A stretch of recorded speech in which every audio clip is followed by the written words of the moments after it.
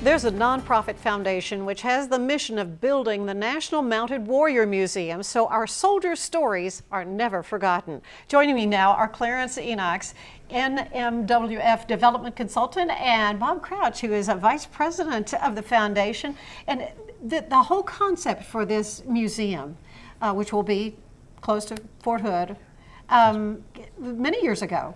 Yes, actually the idea, came up when General Robert Shoemaker was the III Corps commander back in the 70s. He had the idea of having a consolidated museum at Fort Hood to represent all of the soldiers and units that have served there. And while that idea didn't progress much over the years, at the end of 2010, the time was right. A committee was formed to do a feasibility study, and the determination was that it was time to build that consolidated museum for Fort Hood. And in 2011, our foundation stood up to make that mission happen. So, Clarence, we're getting closer. How much needs to be raised before ground can be broken? Yes, ma'am. Just a little over $2.1 million to break ground on phase one.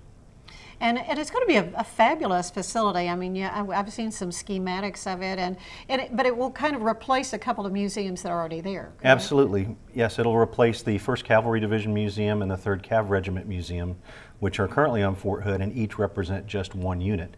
Those museums will roll in with the artifacts and the staff into our new museum, the Mounted Warrior Museum. And then our museum storyline will tell their story, plus the story of all the soldiers and units that have served since Fort Hood was formed in 1942, and even prior to that with the history of the U.S. Cavalry. There's going to be a huge draw. I mean, the numbers you've been telling me about how many visitors are expected. Yes, ma'am. 265,000 visitors are projected the first year.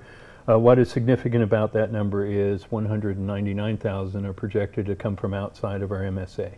Now, you've got a gala coming up to help raise money for it. Tell us about that. Yes, ma'am.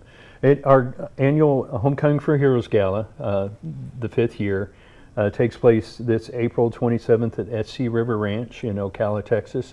We have some very exciting performers coming, most notably being Miss Deanna Wheeler, an Air Force veteran, and who actually had to teach herself how to walk again. And she's going to talk about that journey and how being a soldier and how being in the Air Force, those tenets helped her to recover from that. Yeah, and just tell us why it's so important that we not lose these stories. Well, the stories are what it's all about. Mm-hmm. You know, many, particularly military museums, are so focused on the artifacts, but the artifacts are just items. The stories, the legacy of people is the history that we don't want to forget.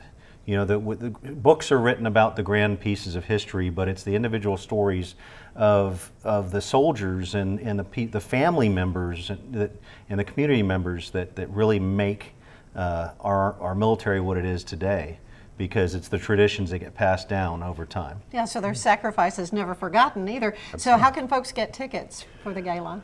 We can go to hfhtickets.com, and there are sponsorship levels, tickets, and table sales. And if you or your company is not able to attend yourself, then you can purchase a table or seats for soldiers. Oh, it's going to be wonderful. And again, this is on the 27th, correct? Yes, ma'am. All right, great. Well, thank you both for coming to tell us about this, and keep us updated as we get closer to groundbreaking. We sure will. Thank you. Very good.